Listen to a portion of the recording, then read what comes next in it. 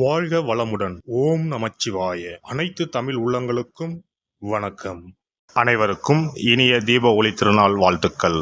நவராத்திற்கு பிறகு சூரிய பகவான் கன்னி ராசியில் இருந்து துலாம் ராசிக்கு பயிற்சியாக உள்ளார்.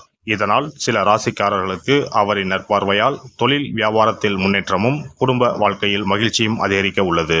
சூரிய பகவான் ஒவ்வொரு ராசிக்கும் பயிற்சியாகி அதில் சஞ்சரிக்கும் காலத்தை நாம் தமிழ் மாதமாக அழைக்கின்றோம். அக்டோபர் மாதம் 18ஆம் தேதி முதல் நவம்பர் மாதம் 16ஆம் தேதி வரை துலாம் ராசியில் சூரியன் சஞ்சரிக்கும் காலத்தை நாம் ஐப்பசி மாதம் என அழைக்கின்றோம். ஐப்பசி மாதம் அடைமழை காலம் என்பது பழமொழி. அத்துடன் ஐப்பசி மாதம் ஐஸ்வரங்களை அள்ளித்தரும் மாதமும் ஆகும். இம்மாதத்திற்கு துலா மாதம் என்ற பெயரும் உண்டு. இந்த மாதத்தில்தான் முருகனுக்குரிய கந்த சஷ்டி, சிவனுக்குரிய அன்னாபிஷேகம், தீபாவளி போன்ற சிறப்பு பண்டிகைகள் வருகின்றன.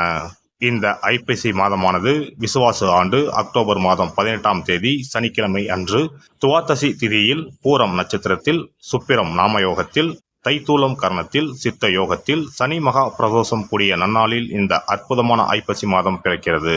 இம்மாத கிரகநிலை என எடுத்துக்கொண்டால் கடகராசியில் குரு பகவானும், சிம்ம ராசியில் கேது பகவான் மற்றும் சந்திர பகவான் சஞ்சரிக்கின்றனர். கன்னி ராசியில் சுக்கிர பகவானும், துலாம் ராசியில் சூரியன், புதன், செவ்வாய் உள்ளனர். கும்ப ராசியில் சனியும் ராகுவும் சஞ்சரிக்கின்றனர். இம்மாத கிரக பயிற்சி என எடுத்துக்கொண்டால் செவ்வாய் பகவான் ஐப்பசி மாதம் 10ஆம் தேதி துலாம் ராசியில் இருந்து விருச்சக ராசிக்கு பயிற்சியாகின்றார். ஐப்பசி மாதம் 17ஆம் தேதி சுக்கிர பகவான் கன்னி ராசியில் இருந்து துலாம் ராசிக்கு பயிற்சியாகின்றார். இந்த கிரகங்களின் அமைப்பு மற்றும் பயிற்சியால் உங்கள் ராசிக்கு இம்மாதம் உண்டாகும் சுப மற்றும் அசுப பலன்கள் என்ன என்பதனையும், அசுப பலன் ஏற்படுமாயின் ராசிக்காரர்கள் செய்ய வேண்டிய பரிகாரம் என்ன, வழிபட வேண்டிய தெய்வம் யார், செல்ல வேண்டிய கோவில் என்ன என்பதனை பற்றி விரிவாக காண்போம். பிறக்கப் போகும் இம்மாதம் உங்கள் வாழ்வில் வளமும் நலமும் செல்வ செழிப்பும் பெற்று வாழ்வில் உயரிய நிலையை அடைய எல்லாம் வல்ல எம்பெருமானை வேண்டி விரும்பி கேட்டுக்கொள்கிறேன். கடகராசி அன்பர்களே, சனி பகவான் மாதம் முழுவதும் நற்பலன்களை தருவார். குரு பகவான் மாத பிற்பகுதியில் நன்மைகளை செய்வார். எடுத்த முயற்சிகளில் வெற்றி உண்டாகும். திட்டமிட்ட காரியங்கள் திட்டமிட்டபடியே முடியும். அரசாங்க காரியங்கள் அனுகூலமாக முடியும். வெளிவட்டாரத்தில் மதிப்பும் மரியாதையும் அதிகரிக்கும். குடும்பத்தில் மகிழ்ச்சியான சூழ்நிலை காணப்படும். சுப நிகழ்ச்சிகளால் வீடு களை கட்டும். உங்களை தவறாக புரிந்து கொண்டு விலகி சென்ற உறவினர்கள் தங்கள் தவறை உணர்ந்து வலிய வந்து பேசுவார்கள். புதிய நண்பர்களின் அறிமுகமும் அவர்களால் ஆதாயமும் உண்டு. பணப்புழக்கம் அதிகரிக்கும். தந்தையுடன் ஏற்பட்டிருந்த கருத்து வேறுபாடு மறையும். தந்தையிடம் எதிர்பார்த்த உதவி கிடைக்கும். கணவன் மனைவிக்கு இடையே சிறு அளவில் கருத்து வேறுபாடு ஏற்பட்டாலும் உடனே சரியாகிவிடும். பிள்ளைகள் வழியில் மகிழ்ச்சி தரும் செய்தி ஒன்று கிடைக்கும். பணிபுரிவோருக்கு அலுவலகத்தில் பணிச்சுமை அதிகரிப்பதால் நேரங்காலம் பார்க்காமல் உழைக்க வேண்டி வரும். சக ஊழியர்களிடம் உங்கள் வேலைகளை ஒப்படைக்க வேண்டாம். மாத பிற்பகுதியில் அதிகாரிகள் அனுசரணையாக நடந்து கொள்வார்கள். எதிர்பாராத சலுகைகள் கிடைப்பதற்கும் வாய்ப்புகள் உண்டு.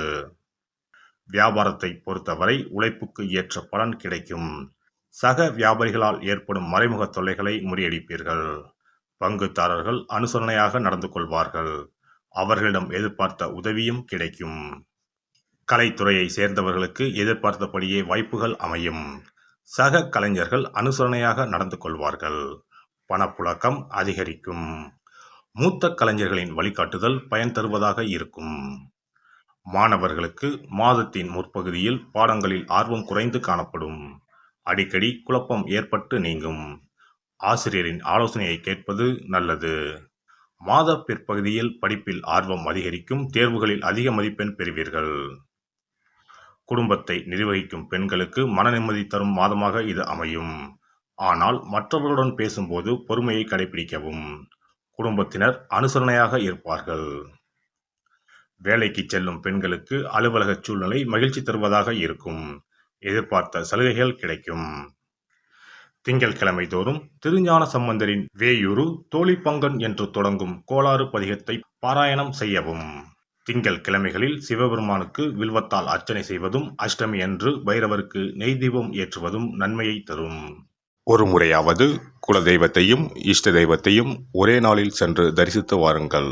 கடன் பிரச்சனைகள் தீரும். குடும்பத்தில் மகிழ்ச்சி நிலவும். மன நிம்மதி உண்டாகும். சிறப்பு தொகுப்பு. ஐப்பசி மாதத்தில் என்ன வழிபாடு செய்தால் குறையாத செல்வம் சேரும் என்பதனை பற்றி காண்போம். தமிழ் மாதங்களில் 7வது மாதமாக வரும் ஐப்பசி மாதம் பாவங்களை போக்கி புண்ணியங்களை பெருக்கிக் கொள்வதற்கான மாதங்களின் துவக்க மாதமாக கருதப்படுகிறது. ஐப்பசி மாதத்தில் என்னென்ன வழிபாடுகள் செய்வதால் வீட்டில் குறைவில்லாத செல்வம் சேர்ந்து கொண்டே இருக்கும், கடன் பிரச்சனைகளில் இருந்து வெளியே வருவதற்கு வழி கிடைக்கும், என்னென்ன காரியங்கள் செய்தால் வீட்டில் நன்மைகள் பெருகிக் கொண்டே இருக்கும் என்பதனை பற்றி காணலாம். ஐப்பசி மாதம் என்பது மழைக்காலத்தின் துவக்க மாதமாகும். சூரிய பகவான் துலாம் ராசியில் சஞ்சரிக்கக்கூடிய மாதம் என்பதால் இதனை துலாம் மாதம் என்றும் சொல்லுவதுண்டு. தமிழ் மாதங்களில் ஐப்பசி மாதம் என்பது ஐஸ்வர்யங்களையும் கேட்ட வரங்களையும் அள்ளி கொடுக்கக்கூடிய மாதமாக அமைகிறது. குறிப்பாக வீட்டில் செல்வ செழிப்பு குறையாமல் சேர்ந்து கொண்டே இருப்பதற்கு மகாலட்சுமியின் அருளை பெறுவதற்குரிய மிக முக்கியமான மாதமாக ஐப்பசி மாதம் கருதப்படுகிறது. ஐப்பசி மாதத்தில் செய்யக்கூடிய வழிபாடுகளுக்கு பலன்கள் அதிகம். இந்த துலாம் மாதத்தில் காவிரியில் சென்று புனித நீராடுவது மிகவும் சிறப்பானதாகும். ஐப்பசி மாதத்தில் கங்கை உள்ளிட்ட அனைத்து புனித நதிகளும் தங்களின் சக்தியை புதுப்பித்துக் கொள்ளவும் பாவங்களை போக்கிக் கொள்ளவும் காவிரியில் வந்து ஐக்கியமாகி நீராடி செல்வதாக ஐதீகம். அதனால் இந்த மாதத்தில் காவிரியில் நீராடினால் அனைத்து புனித நதிகளிலும் நீராடிய பலனை பெற முடியும். ஐப்பசி மாதத்தில் சிவபெருமானை வழிபடுவது சிறந்தது. ஐப்பசி மாத பௌர்ணமியில் சிவபெருமானுக்கு அன்னாபிஷேகம் செய்வது வழக்கம். இந்த மாதத்தில் அன்னாபிஷேகத்திற்கு தேவையான அரிசி, காய்கறிகள் போன்றவற்றை கோவிலுக்கு தானமாக கொடுப்பது நல்லது. இதனால் வீட்டில் எப்போதும் உணவு பஞ்சம் என்பதே ஏற்படாது. ஒரு அன்னாபிஷேகத்தை தரிசித்தால் கோடி லிங்கங்களை தரிசித்து வழிபட்ட புண்ணிய பலன் கிடைக்கும். அதனால் இந்த மாதத்தில் சிவ வழிபாடு செய்வதும் சிவ கோவில்களுக்கு வேண்டிய உதவிகள் செய்வதும் உளவார பணி செய்வதும் பல மடங்கு அதிகமான புண்ணியத்தை தரும். ஐப்பசி மாதத்தில் வரும் பிரதோஷம் மிகவும் மகத்துவம் வாய்ந்ததாகும். இந்த நாளில் விரதம் இருந்து சிவபெருமானை வழிபட்டால் வேண்டுதல்கள் நிறைவேறும்.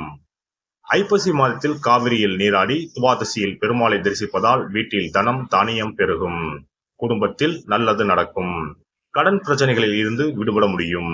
நாம் வாங்கிய கடன் மட்டுமின்றி பிறவி கடனையும் தீர்க்கும் புண்ணியம் சேரும் மாதம் ஐப்பசி மாதமாகும். ஐப்பசி மாதத்தில் வரும் ஒவ்வொரு வெள்ளிக்கிழமையும் மாலையில் வீட்டில் 6 எண்ணெய் தீபம் ஏற்றி மகாலட்சுமியை வழிபடுவது சிறந்தது. இதனால் மகாலட்சுமியின் அருள் எப்போதும் நம்முடைய வீட்டில் நிறைந்திருக்கும். மகாலட்சுமியின் அருள் கடாட்சத்தால் வீட்டில் குறையாத செல்வம் சேரும், கடன் பிரச்சனைகள் தீரும். அதேபோல் ஐப்பசி மாத வெள்ளிக்கிழமைகளில் லட்சுமி குபேர பூஜை செய்வதும் சிறப்பானதாகும். குபேரருக்கு நாணயங்களால் அபிஷேகம் அர்ச்சனை செய்து வழிபடலாம். எல்லாம் வல்ல இறையருளால் நீங்களும் உங்கள் அன்பு குடும்பமும் உடல் நலம், நீலாயுள், நிறை செல்வம், உயர் புகழ், மெய்ஞானம் ஓங்கி வாழ்க வளமுடன். இந்த வீடியோ பதிவு உங்களுக்கு பிடித்திருந்தால் லைக் பண்ணுங்க, கமெண்ட் பண்ணுங்க, ஷேர் பண்ணுங்க, மறக்காம சப்ஸ்கிரைப் பண்ணுங்க, பக்கத்துல இருக்கிற பெல் பட்டனை கிளிக் பண்ணுங்க. நன்றி, வணக்கம். ஓம் நமச்சிவாய. சிவாய நம.